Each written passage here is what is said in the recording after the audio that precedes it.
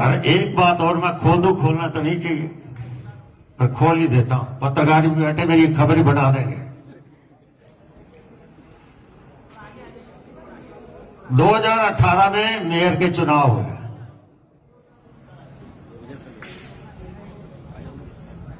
हमारे भारतीय जनता पार्टी के प्रत्याशी थे श्री मनमोहन गोयल जी। कांग्रेस के प्रत्याशी थे श्री सीताराम सदेवा। क्योंकि 50 साल का राजनीतिक सफर है, मैंने कहा कि अगर मनमोहन गोयल को जिताना है तो कुछ ना कुछ सीधे वोटों से हम नहीं जीत पाएंगे। हमारी हार निश्चित, क्योंकि मुकाबला हमारा सीताराम से नहीं था, मुकाबला हमारा चौधरी भूपेंद्र सिंह हुड्डा था। दोस्तों देखा आपने, दोस्तों शायद आपने देखा होगा कभी कभी खेल की दुनिया में, चाहे वो क्रिकेट की खेल हो या फुटबॉल की खेल हो या फिर हॉकी की खेल हो, चाहे कोई भी खेल हो, कभी कभी ऐसा हो जाता है कि प्लेयर जो है वो खुद ब खुद बॉल अपने पाले में ही फेंक देता है, यानी कि अपनी ही टीम को हरा देता है। कभी कभी ऐसा आपने देखा होगा। और दोस्तों अक्सर ऐसा हो जाता है। अब उसे गलती से कहिए या फिर जानबूझकर कहिए, ये कोई नहीं समझता।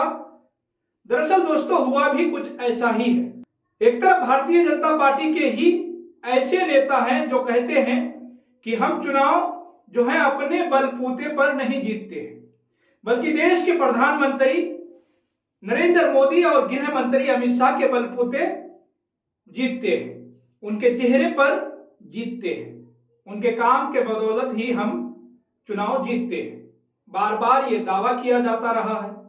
लेकिन वहीं दूसरी तरफ भारतीय जनता पार्टी से जुड़े हुए ही एक जो नेता हैं वो बार बार चुनावी प्रणाली को लेकर के पोल पट्टी खोलते हुए नजर आ रहे हैं। दोस्तों आज एक और वीडियो वायरल हुई है इसी तरह की, वो भी दोस्तों हरियाणा से दीपेंद्र सिंह हुड्डा ने शेयर किया है।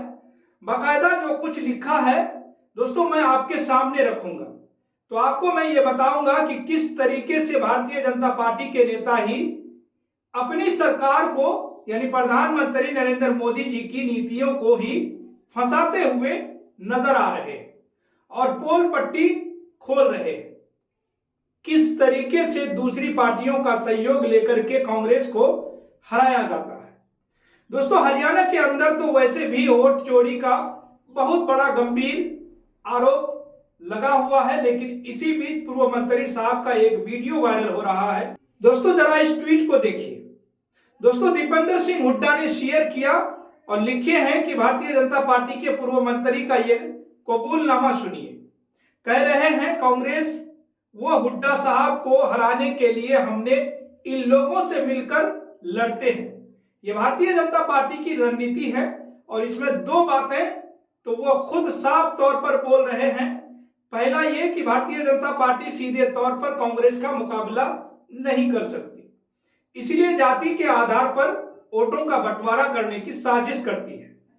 और पहली बात जो है दोस्तों इतनी गंभीर है कि आप समझिए कि खुले तौर पर जिसके चलते जाति के आधार पर वोटों को बंटवारा करने के लिए एक रणनीति बनाई जाती है।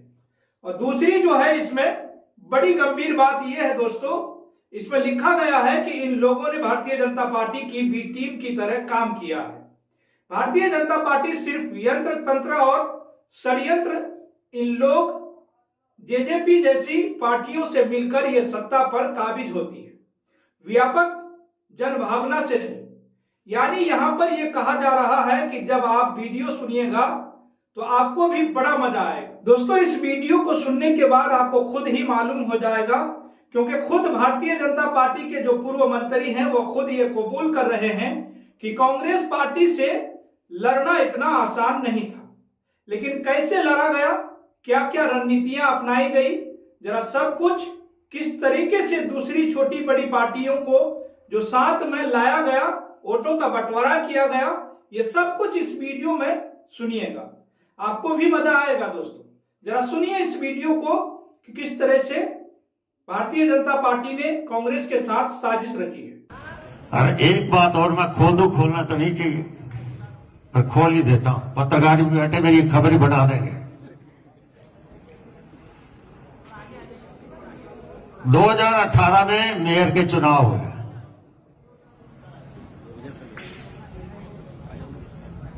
हमारे भारतीय जनता पार्टी के प्रत्याशी थे श्री मनमोहन गोयल जी। कांग्रेस के प्रत्याशी थे श्री सीताराम सदेवा। क्योंकि 50 साल का राजनीतिक सफर है, मैंने कहा कि अगर मनमोहन गोयल को जिताना है तो कुछ ना कुछ सीधे वोटों से हम नहीं जीत पाएंगे।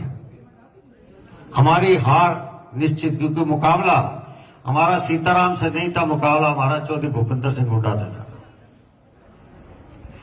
उस time Satish Nandal Indian National Lokdal में थे,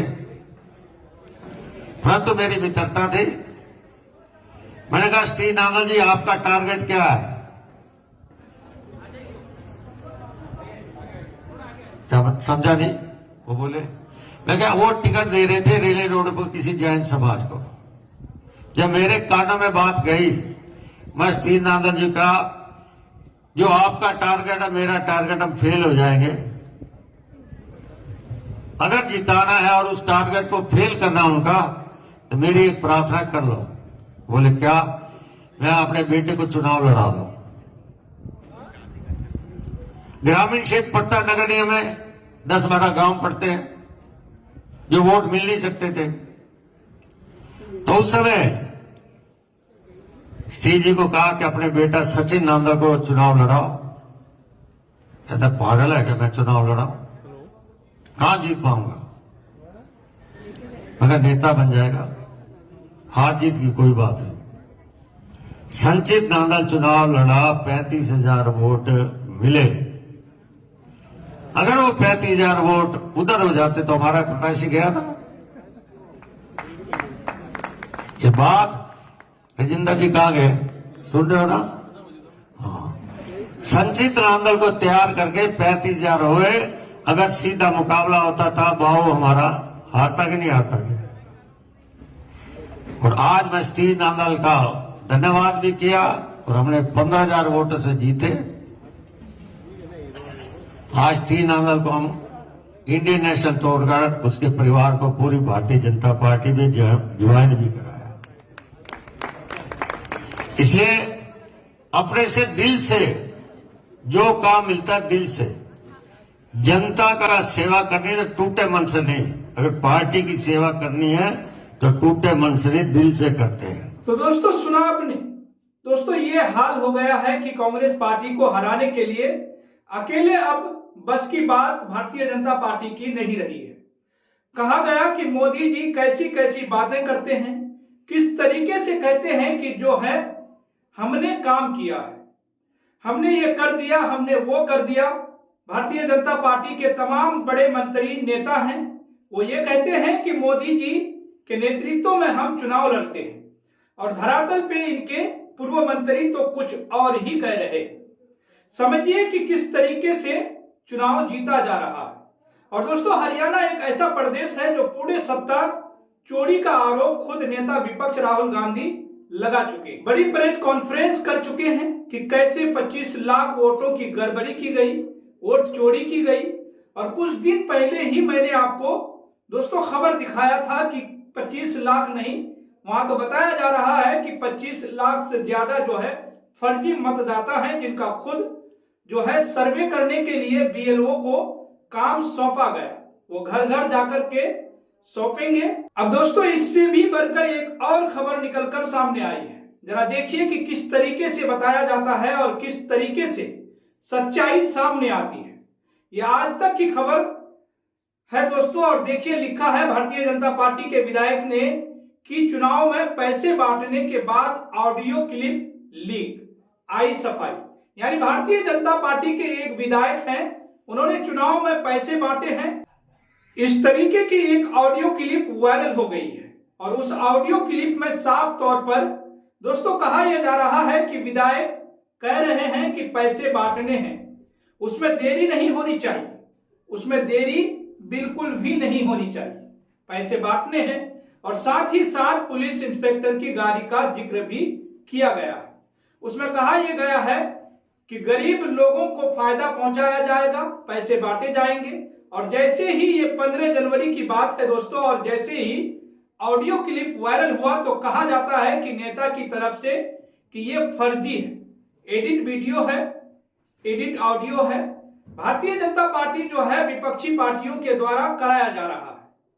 अब दोस्तों पकड़े जाने के बाद कौन कहेगा कि हाँ हम सही बोल रहे हैं? पकड़े जाने के बाद तो यही कहा जाता है कि हाँ गलत तरीके से दिखाया जा रहा है, एडिट करके दिखाया जा रहा है। अब दोस्तों इस वक्त ये हाल हो चुका है भारतीय जनता पार्टी के नेताओं का, और ये महाराष्ट्र की खबर है दोस्तों। इधर हरियाणा के अंदर इनके नेता पोल पट्टी खोल रहे हैं, उधर महाराष्ट्र के अंदर में उनके नेता जो हैं वो साफ तौर पर ये कह रहे हैं कि भैया उनका ऑडियो क्लिप वायरल हो रहा है, सफाई देनी पड़ रही है। और खुद एक वीडियो और भी वायरल हुई है, वो भी बिहार के राजनीति से।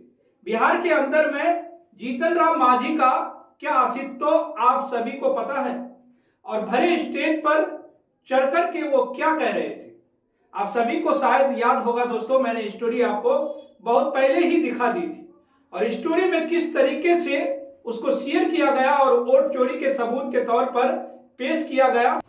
दोस्तों बाकायदा कांग्रेस पार्टी ने इस वीडियो को ट्वीट भी किया था उसी टाइम, और मैं आपको इस वीडियो को भी सुनाऊं। लेकिन दोस्तों उससे पहले एक ट्वीट देखिए। कांग्रेस पार्टी ने चुनाव के वक्त एक ट्वीट करके कहा था कि वोट चोरी के सबूत मोदी सरकार की मंत्री जीतन राम मांझी का कहना है कि सन 2020 में बिहार के विधानसभा चुनाव में उनका एक कैंडिडेट बुरी तरीके से हार रहा था।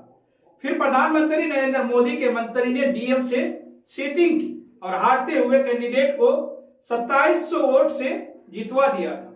इस बार उस कैंडिडेट ने मंत्री से संपर्क नहीं किया, इसलिए वो सेटिंग न कर पाए और वो कैंडिडेट चुनाव हार गए। यानी जानकारी के लिए दोस्तों डीएम ही चुनाव आयोग के अधिकारी होते हैं।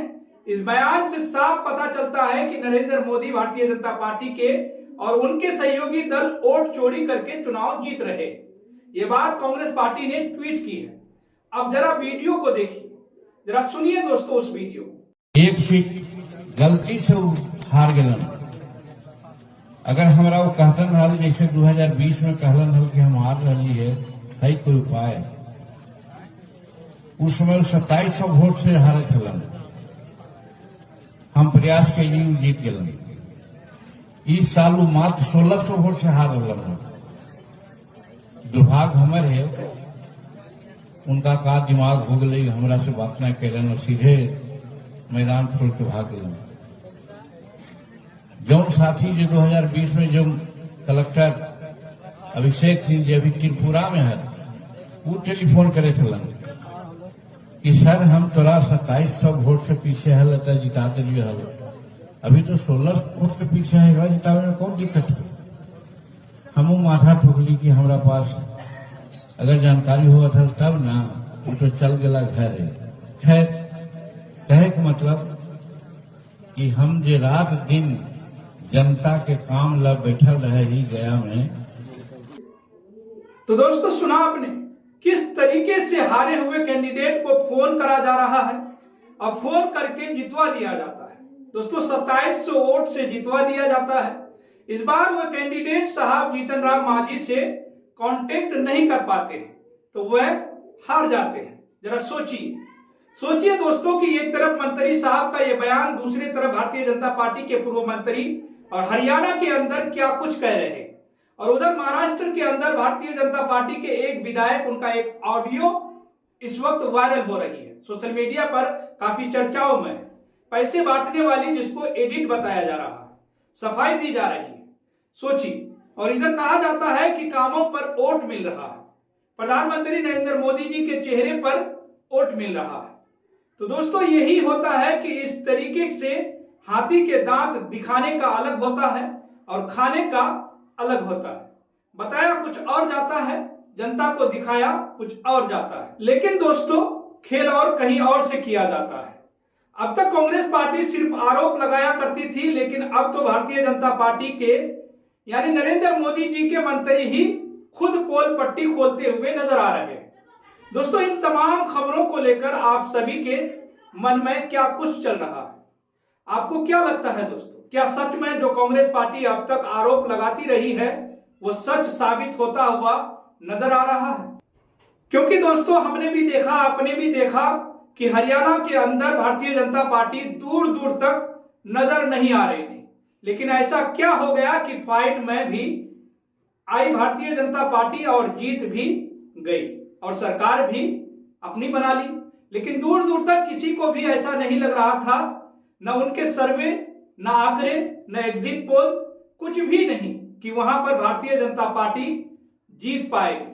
लेकिन फिर भी भारतीय जनता पार्टी हरियाणा में अपनी सरकार बना ली। इन तमाम खबरों को लेकर दोस्तों आपकी क्या राय है, आप अपनी राय हमारे कमेंट सेक्शन में जरूर लिखिएगा। और साथ ही दोस्तों, अगर आपने अभी तक केनी न्यूज को सब्सक्राइब नहीं किए हैं तो सब्सक्राइब जरूर कर लें और बेल आइकन को भी दबाना न भूलें।